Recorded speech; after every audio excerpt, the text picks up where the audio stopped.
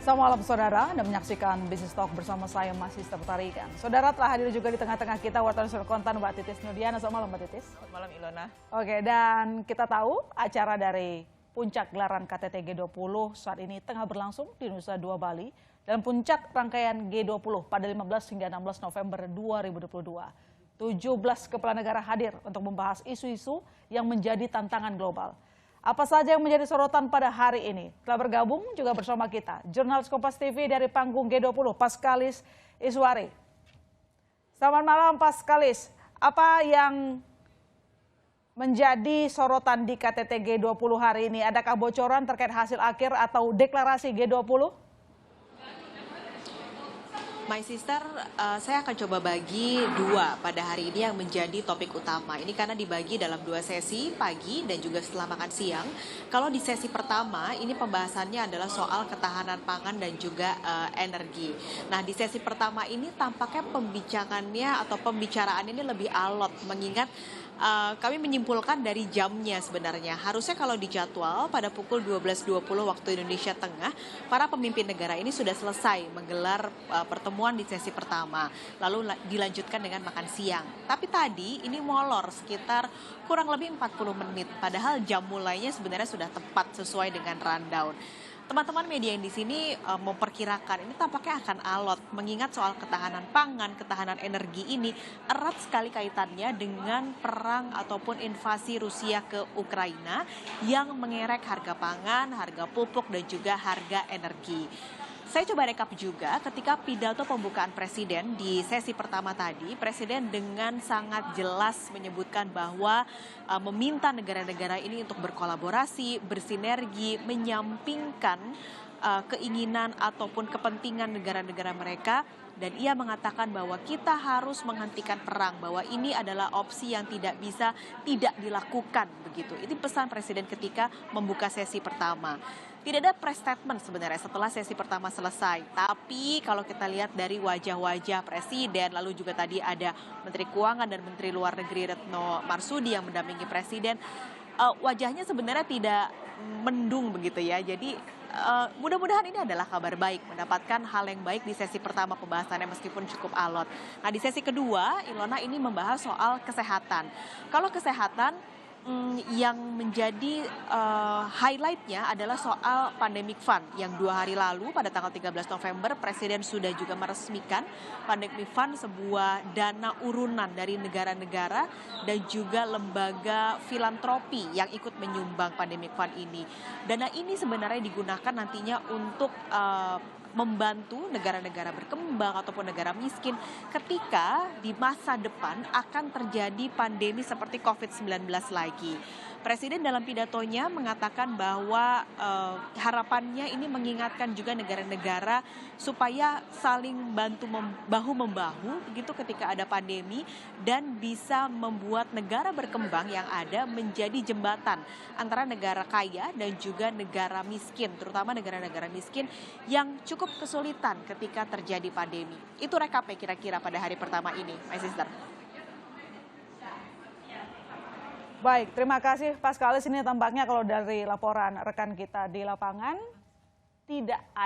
belum ada sinyal positif dari hasil KTT G20 yang dilaksanakan di Bali. Meski harapan kita bersama bahwa harusnya ada komunikasi ya. Meski agak sulit lagi dan lagi, perang Rusia dan Ukraina menjadi salah satu faktor paling berat adanya keputusan yang kita harapkan gitu. Terima kasih Paskalis Iswari atas laporan Anda.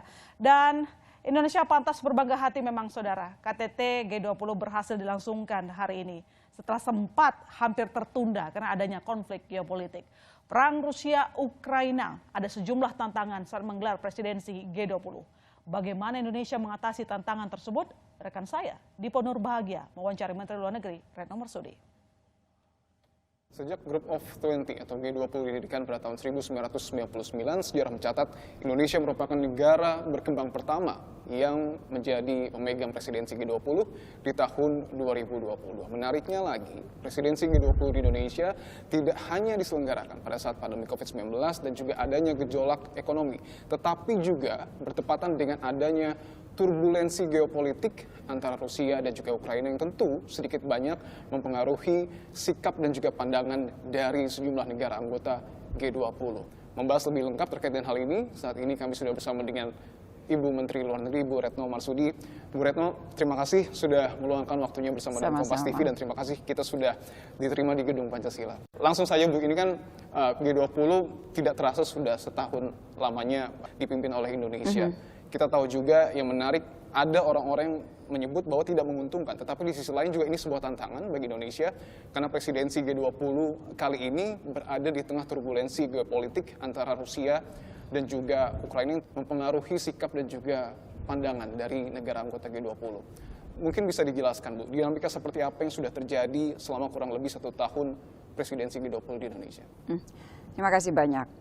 Kalau kita bicara dari tantangan pada saat kita mengambil alih keketuaan dari Italia, pada saat itu kan tantangan besar kita adalah pandemi COVID-19. Bukan hanya pandeminya, tetapi bagaimana kita dapat melakukan pemulihan ekonomi secara bersama. Pada saat itu tema Indonesia yaitu Recover Together, Recover Stronger. Presidensi Indonesia ingin membawa juga suara negara berkembang.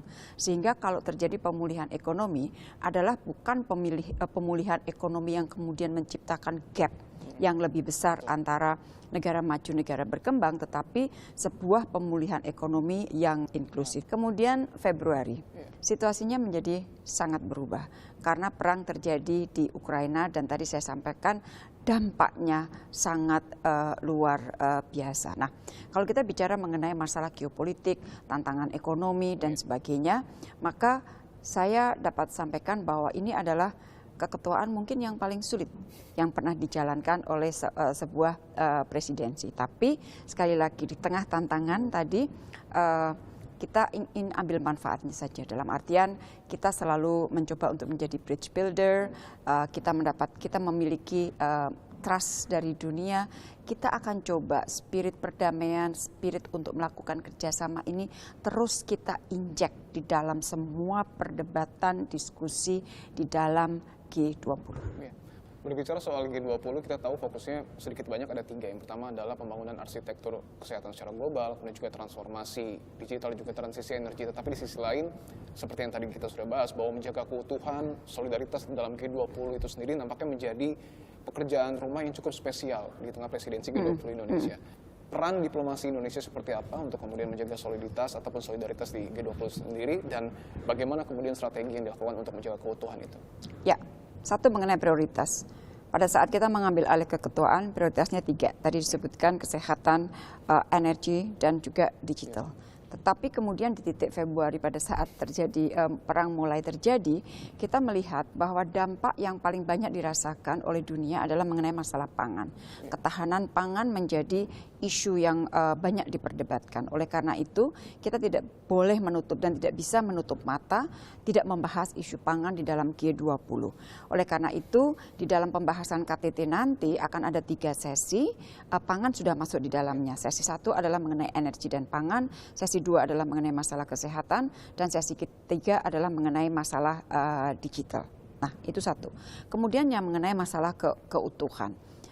Jadi setelah kita berjalan 1 tahun bersama, jalannya sangat bumpy, at the end saya melihat bahwa kita bersyukur dengan upaya yang sangat maksimal dari Indonesia dan didukung tentunya oleh negara-negara anggota, bahwasanya G20 masih intact, masih utuh, masih dapat bekerja.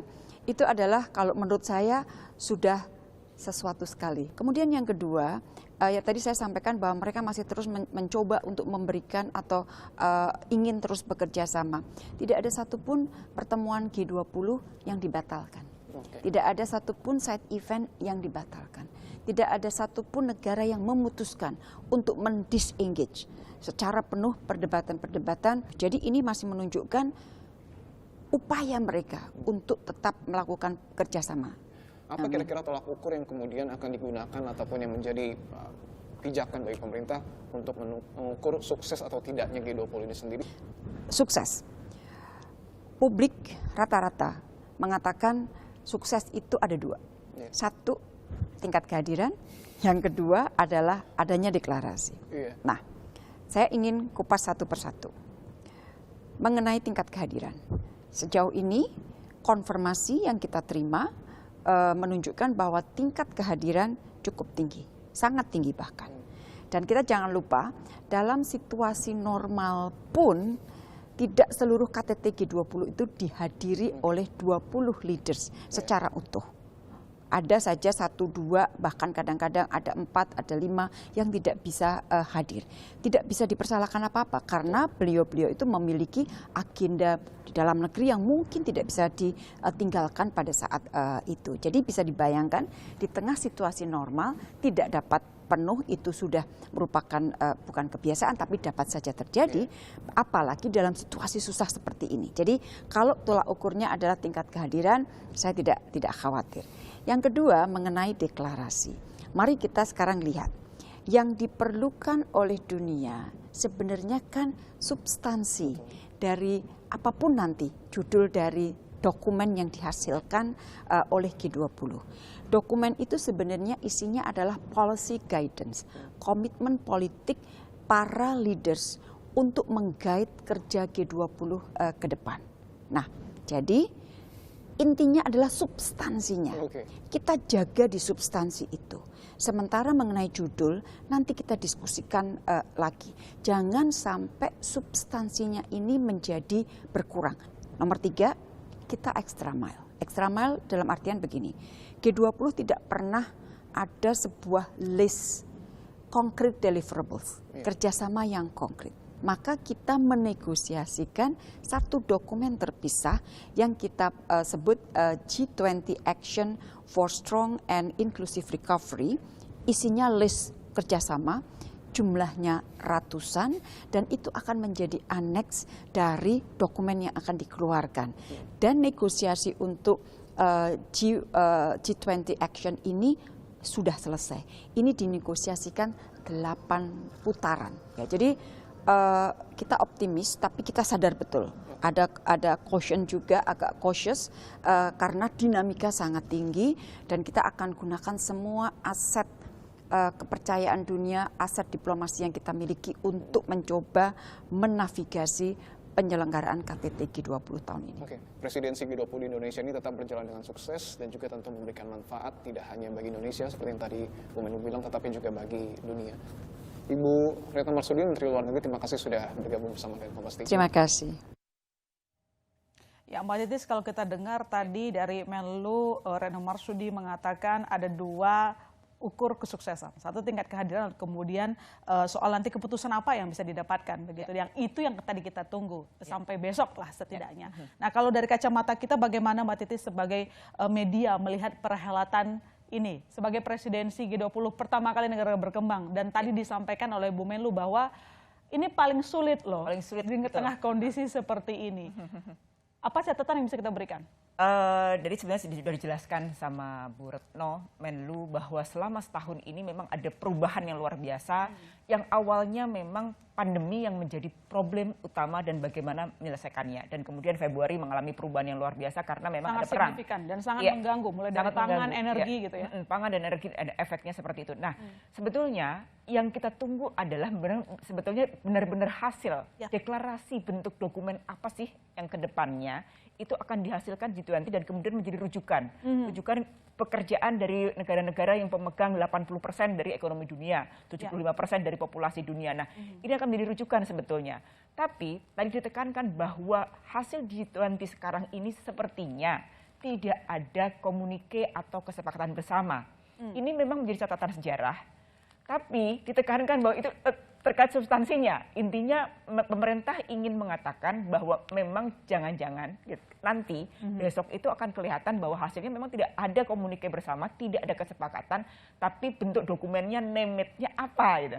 Nah, disinilah sebetulnya tantangannya bahwa memang tidak ada sepanjang sejarahnya memang ini tidak ada komunikasi atau kesepakatan bersama. Tapi substansinya betul seperti yang dibilang Bu Retno, ada banyak substansi yang bisa kita pelajari. Nah, saya sebetulnya dari catatan redaksi sebetulnya ada contoh yang menarik. Ketika G20 tahun 2008, ketika itu kan memang sebetulnya diadakan oleh Bush ya ketika di Washington, dan itu krisis juga, tapi krisisnya adalah krisis keuangan. Di situ betul tidak ada komunikasi bersama, tapi melahirkan sebuah tonggak sejarah yang sangat luar biasa yang sampai sekarang itu menjadi terbukti, yakni lahirnya Basel. Ya, Basel itu menjadi salah satu kunci utama bagi sektor keuangan sampai yang sekarang itu tahan terhadap hantaman krisis. Ada sisi permodalan, ada sisi yang kemudian dibawa menjadi sebuah kerja terus bahwa seluruh dunia anggota G20 melakukan itu. Ya. Itu adalah catatan sejarah dan kita seharusnya bisa belajar dari situ bahwa ketika krisis keuangan tahun 2008 ada hasil yang bisa disepakati bersama, yakni memperkuat sektor keuangan. Ya benar, meskipun tadi katanya situasi tidak mudah, tapi kita tetap harus ada harapan, ada hasil, meski bukan komunike, karena modal kita juga udah keluar untuk menyelenggarakan ini, kita pengen dampaknya apa ke depan, nanti kita bahas lagi Mbak Titis, jangan kemana-mana saudara, Bisnis Talk masih akan segera kembali.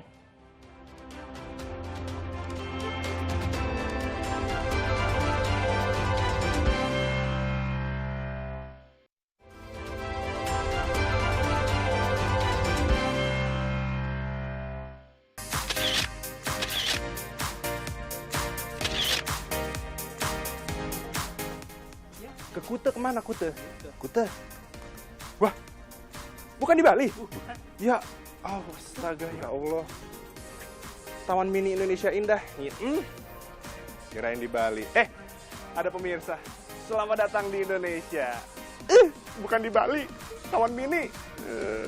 Rencananya itu Taman Mini awalnya nih mau menjamu tamu-tamu G20. Tapi ternyata batal.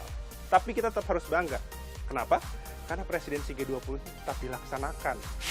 Akan didatangi oleh semua pemimpin G20, baik fisik maupun secara virtual. Dan ini sudah melalui berbagai macam pertimbangan. Udah sampai sini, kagak liburan, piknik aja dah. Oke, sekarang udah ganti baju. Sekarang kita bahasannya serius sedikit nih soal G20. Di G20 ada 2 jalur yang dibawa. Yang pertama jalur keuangan.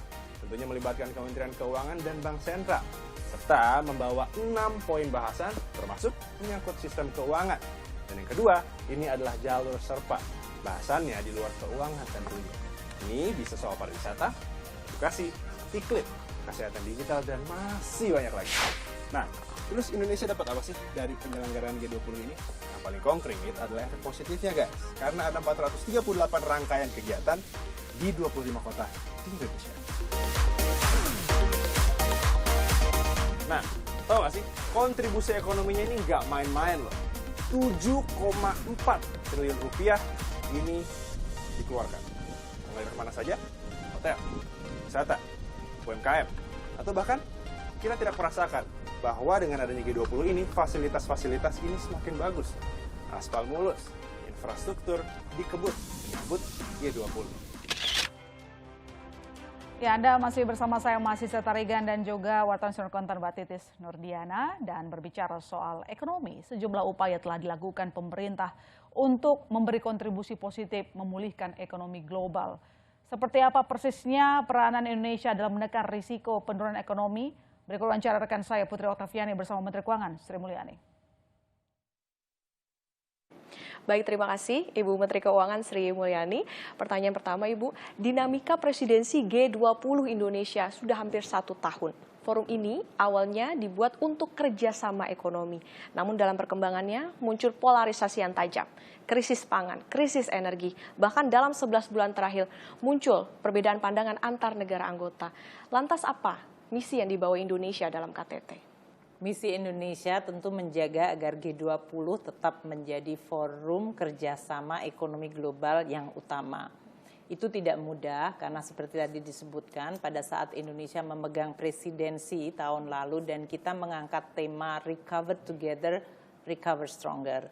Itu karena Indonesia ingin mewujudkan pemulihan ekonomi seluruh dunia secara bersama-sama dan lebih kuat.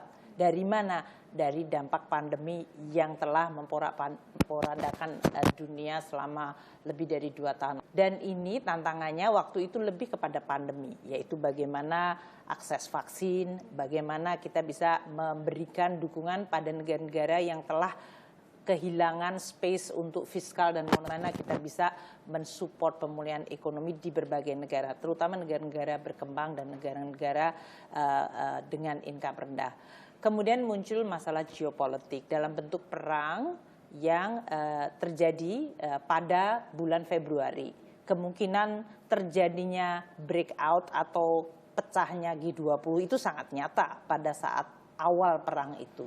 Kita tetap menjaga supaya kerangka kerjasama ini tetap bertahan dan berjalan. Karena Indonesia yakin bahwa forum dan kerjasama ini akan justru makin dibutuhkan pada saat perbedaan makin besar dan ini perlu terus dijembatani. Dan ini bisa muncul dalam bentuk tadi, terjadinya krisis pangan dan energi akibat geopolitik perlu untuk segera diselesaikan masalahnya. Tentu kita bersama-sama dengan UN dan banyak negara lain yang berusaha untuk menciptakan apa yang disebut solusi terhadap dampak dari geopolitik terhadap masalah pangan. Energi juga sama dalam hal ini. Kita melihat bahwa energi meningkat secara sangat tajam harganya, terutama pada bulan-bulan Juni, Juli, hingga awal Agustus. Semua negara jelas mengalami dampak yang sangat besar. Hanya sedikit negara yang diuntungkan dalam situasi seperti ini. Nah, ini menimbulkan ancaman kalau kita lihat di negara-negara yang policy space-nya sudah sangat terbatas, mereka bahkan masuk ke krisis seperti Sri Lanka yang kita lihat dan negara-negara lain yang sekarang menjadi pasiennya IMF.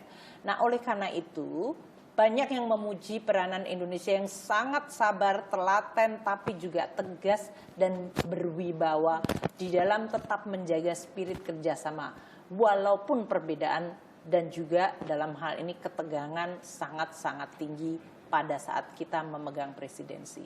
Sebetulnya poin apa, Bu, yang paling alot dan menjadi perhatian bagi negara-negara anggota? Lalu seperti apa sikap yang ditunjukkan Indonesia dan bagaimana komitmen dari negara lain?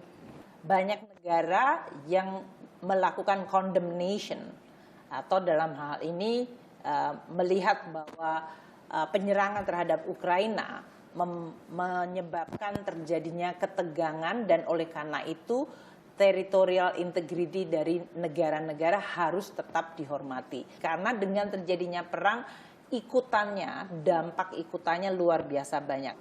Banyak hal yang diupayakan oleh kita untuk mengatakan bahwa pandangan dari berbagai negara valid untuk direpresentasikan di dalam komunike atau deklarasi atau summary dari chairperson dalam hal ini seperti Indonesia. Sedangkan hal-hal lain terutama di level finance minister, menteri keuangan dan bank sentral, itu banyak hal yang kita itu sebetulnya sepakat dan itu adalah kesepakatan yang sangat-sangat bold ya, sangat tegas dan sangat signifikan yang bisa mendukung penurunan risiko ekonomi global dan kita harapkan bisa membangun langkah-langkah untuk mengurangi kemungkinan terjadinya krisis ekonomi global.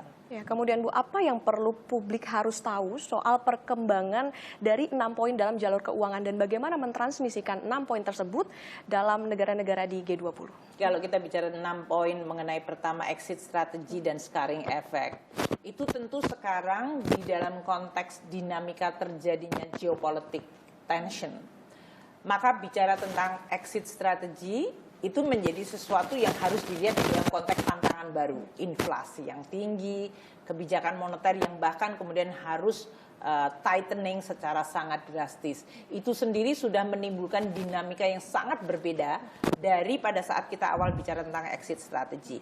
Dampaknya ke ekonomi Indonesia seperti apa? Oh, banyak sekali.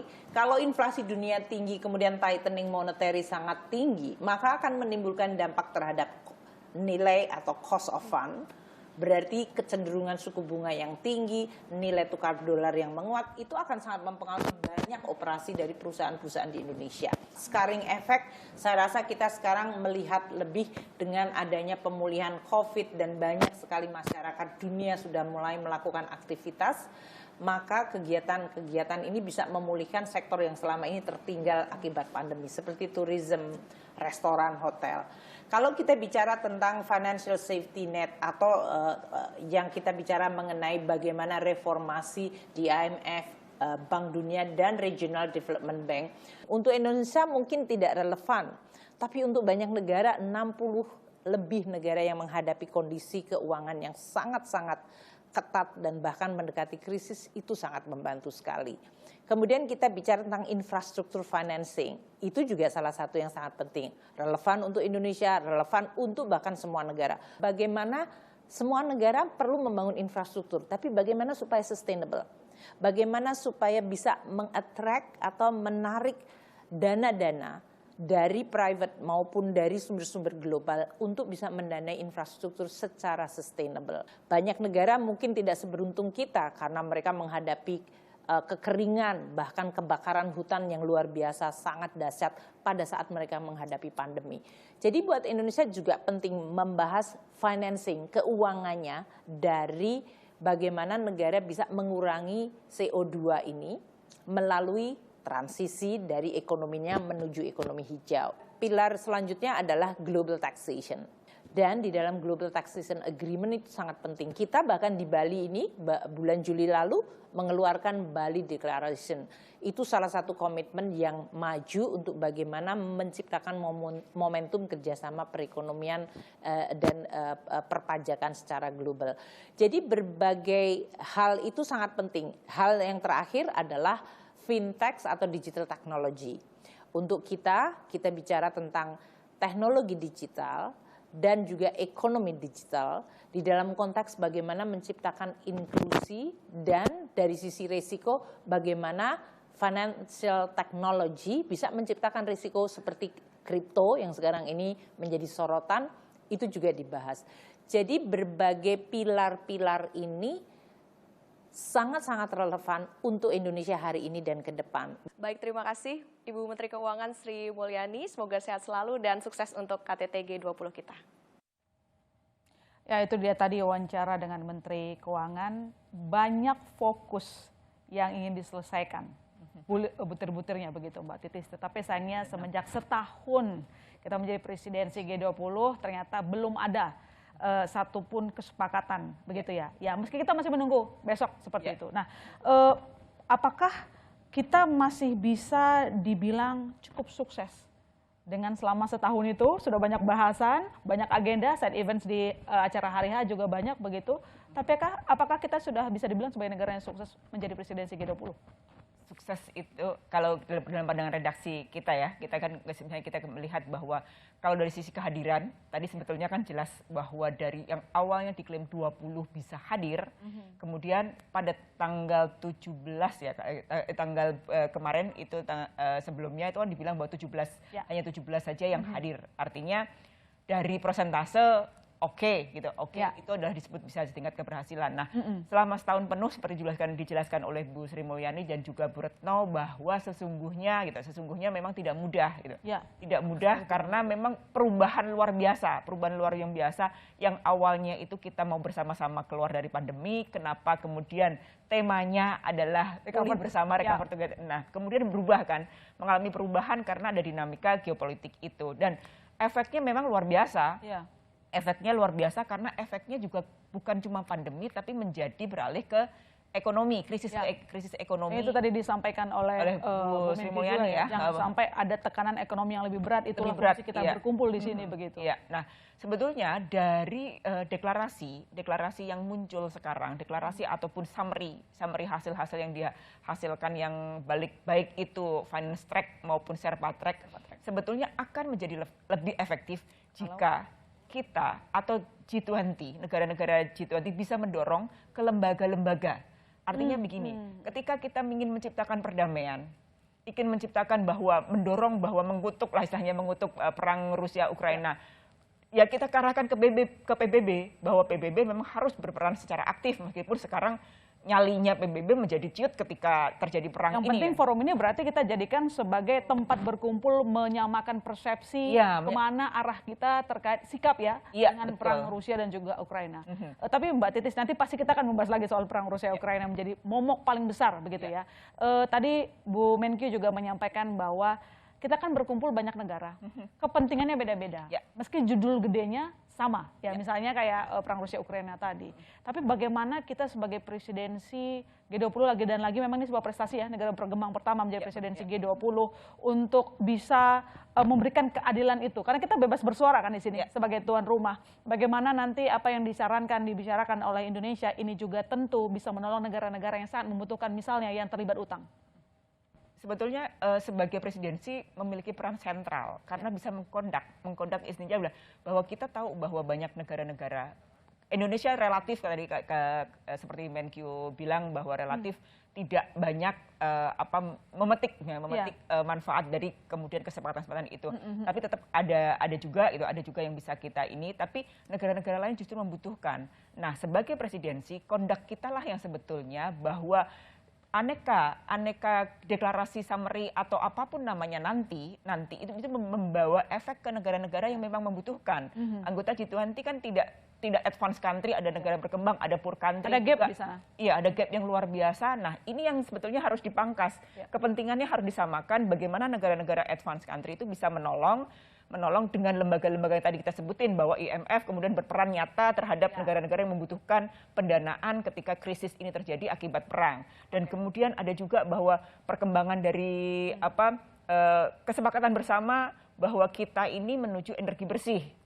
Energi bersih, dan itu juga sebetulnya kan harus dibikin seimbang. Bagaimana nanti kita mengurangi emisi karbon, bagaimana negara berkembang mencoba dipaksa sebetulnya untuk mengurangi emisi karbon, sementara bagaimana negara maju bisa mengakselerasi kepentingannya juga terkait energi hijau. Sebetulnya itu harus, memang sebagai presidensi memang harus yang namanya menjadi kondak gitu, paling aktif untuk menyamakan kepentingan agar semua kepentingan itu bisa terakselerasi di G20. Ya, ini power kita, ini panggung kita. Ya.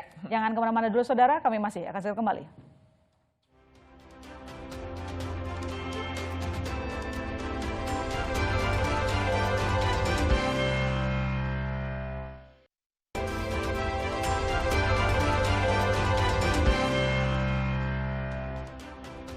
Anda masih bersama saya, Masih Tarigan dan Titis Nurdiana, wartawan senior Kontan.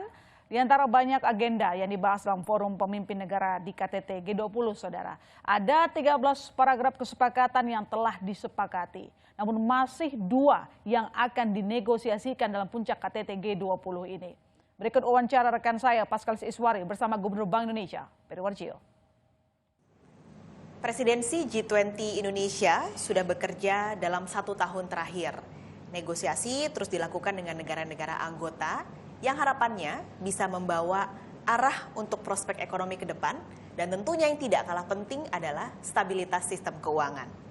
Gubernur Bank Indonesia Peri Warjio bersama saya saat ini. Pak Peri, terima kasih waktunya. Terima kasih. Pertanyaan pertama tentunya adalah 1 tahun Pak bekerja, ada ups, ada downs-nya tentunya, dinamikanya sangat banyak pasti. Tapi di ujung G20 ini Pak, apa kesepakatan ataupun hasil yang signifikan? Kita bersyukur keketuaan Indonesia dalam G20 mencapai banyak kemajuan konkret di dalam memajukan 6 agenda penting dari jalur keuangan. Kita tahu ada 6 agenda penting. 1 adalah bagaimana koordinasi di dalam makroekonomi, normalisasi. Yang kedua, koordinasi dalam pengawasan di sektor keuangan. Nomor 3 adalah digitalisasi, kerjasama dalam cross-border payment dan CBDC. Yang keempat adalah tentu saja berkaitan dengan sustainable finance, green finance. Dan kelima adalah mengenai inclusion. Yang keenam adalah international taxation. Kita bersyukur bahwa selama kerja keras kita dari Bapak Presiden,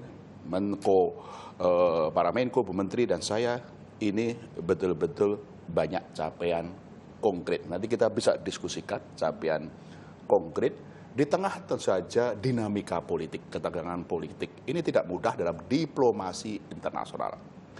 Kalau mengenai substansi kita lebih bisa mendeliver.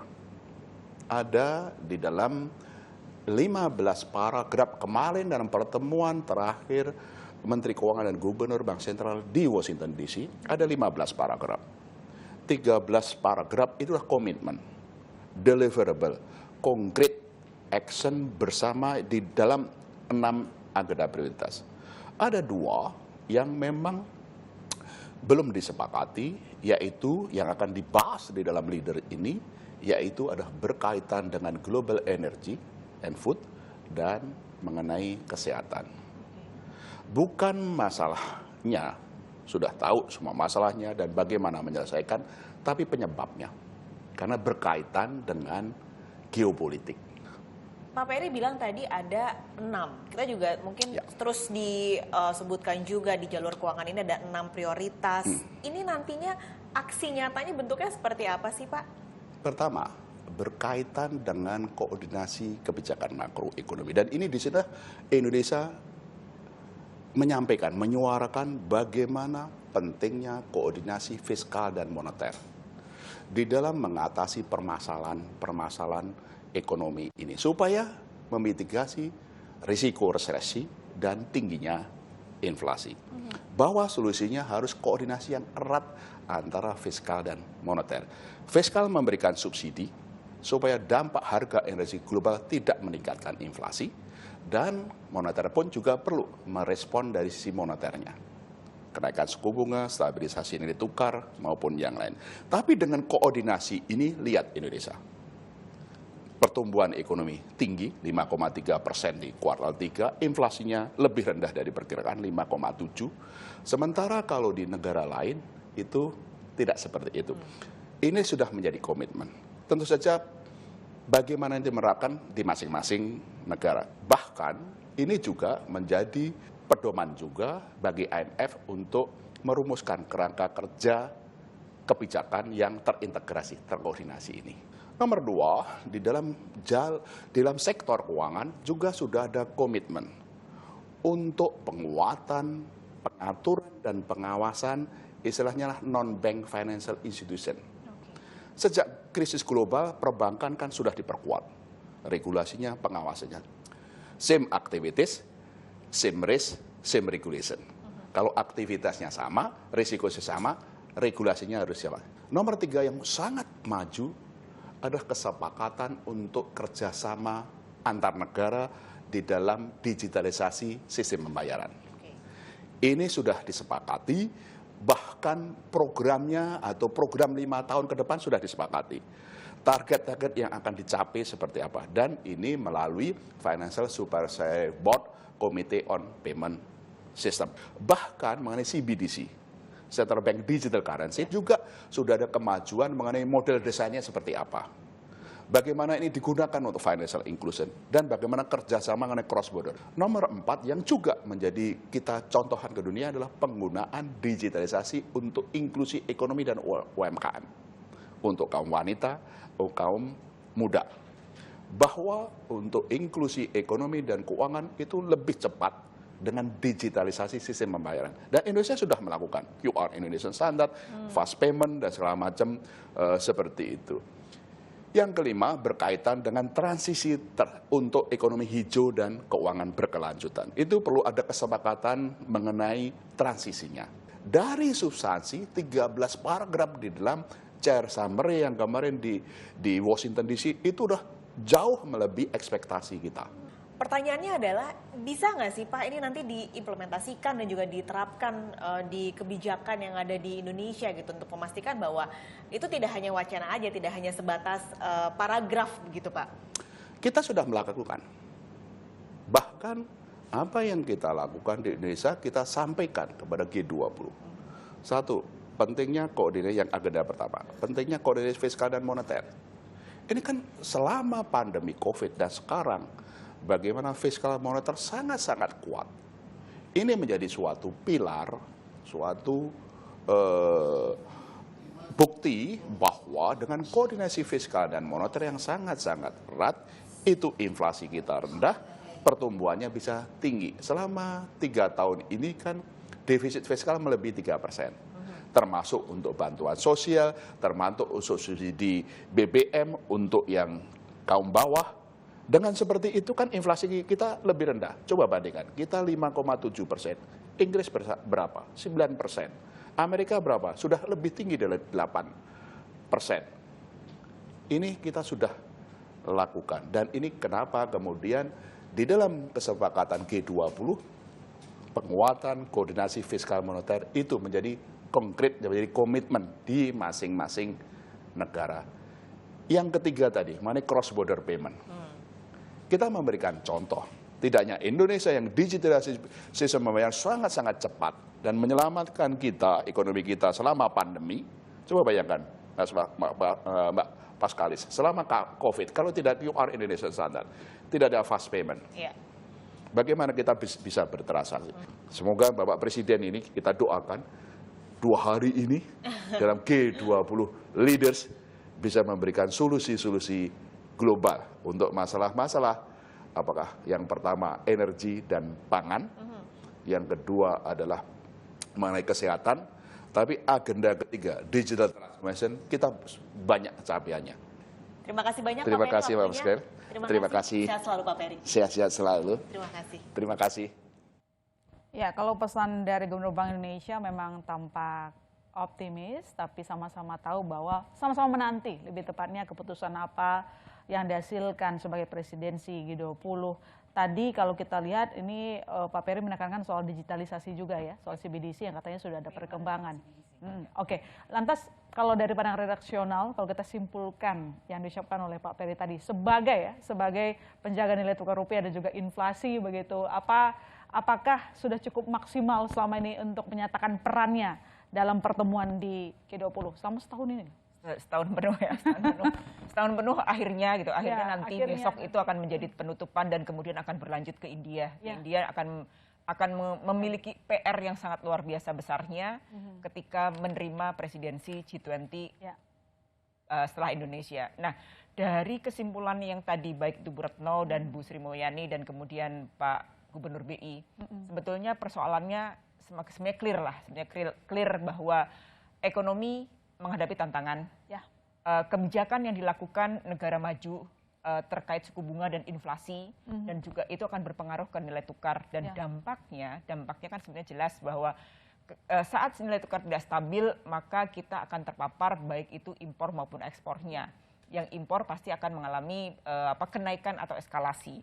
Nah, ini yang kemudian harus dijaga. Begitu juga dengan inflasi. Kalau di Amerika inflasinya tinggi dan kemudian kemarin ada data yang agak lumayan karena inflasinya di bawah ekspektasi. Nah, ini sebetulnya kabar baik, tapi memang belum bisa membuat keyakinan bahwa tantangan ke depan itu akan lebih mudah. Nah, persoalannya bukan cuma di Indonesia, karena G20 pun semuanya negara-negara anggota G20, terutama negara berkembang dan negara yang di bawahnya itu akan menjadi tantangan untuk inflasi, kemudian krisis pangan dan krisis energi. Ini akan menjadi persoalan bersama karena lagi-lagi bahwa kita itu tidak bisa pulih sendiri sebetulnya. Kalau mau pulih harus ada kolaborasi. Iya, kalau mau pulih harus bersama-sama. Nah, sementara kita memang sekarang dihadapkan pada persoalan yang sulit dipecahkan. Masing-masing punya egonya ya. Iya, negara maju misalnya kita bisa melihat bagaimana perseteruan antara Amerika dan Cina atas dominasi terhadap ekonomi dunia. Kemudian kita jelas bahwa perang Rusia-Ukraina itu akan menyebabkan krisis energi dan kemudian menyebabkan inflasi tinggi dan banyak sekali efek turunannya. Nah, ini jelas menjadi tantangan. Nah, sebetulnya kalau kita melihat kalau kita mau mengkritisi bahwa yang G20 ini tadi di awal bahwa apakah sukses atau tidak, kalau tingkat kehadirannya iya, karena kan tinggi ya tingkat kehadirannya gitu. Nah, karena tidak menghasilkan kesepakatan. Betul bahwa selama ini kita tahu bahwa namanya G20 itu non-binding, artinya tidak mengikat satu sama yang lainnya. Tapi deklarasi-deklarasi yang dihasilkan atau apapun namanya besok itu akan menjadi tonggak sejarah bahwa ini loh sebetulnya. Betul, kemarin ada pandemic fund.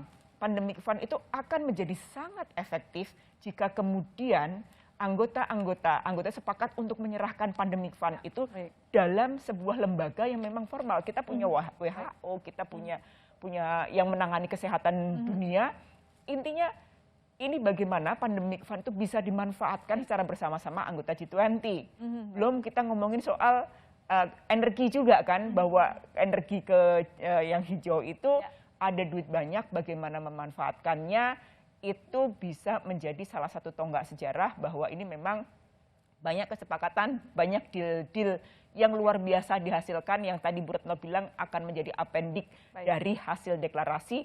Yang terpenting adalah bagaimana ini direalisasikan dan Indonesia bisa memetik manfaat dari G20. Entah ekonominya, entah transisi energi hijaunya, atau pandemic fund-nya. Gitu. Ya, tidak hanya terdaftar pernah jadi presidensi, tapi ada catatannya, ada hasil begitu. Terima kasih Mbak Titis Nurdiana Watan Sunarkontan yang telah bergabung di Business Talk. Terima kasih Mbak Titis. Terima kasih. Dan jangan kemana-mana saudara, kami masih akan segera kembali.